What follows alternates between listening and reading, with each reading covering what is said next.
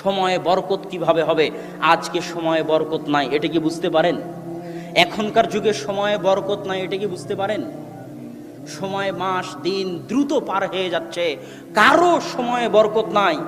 একদিন, এক সপ্তাহ, এক বছর কোনো কাজ ছাড়াই আপনি একটু ভাবেন তো, গত এক বছর আপনি কি কাজ করেছেন যা দেশ জাতি এবং ইসলামের উপকার দিবে? গতকাল আপনি সারাদিন কি এমন কাজ করেছেন যা দেশ জাতি এবং ইসলামের, আপনার নিজের জন্য মৃত্যুর পর উপকার দিবে? কোনো কাজ খুঁজে পাবেন না। এইভাবেই দিন পার হয়ে যাচ্ছে সবার, সব মানুষের। এই জন্য আল্লাহ বলেছে, ওয়াল আসর ইন্নাল ইনসানা লাফি খুসর। সব মানুষ সময় নষ্ট করে, সব মানুষ ধ্বংসের মধ্যে, ক্ষতির মধ্যে নিমজ্জিত। সময়ের বরকত উঠে গেছে।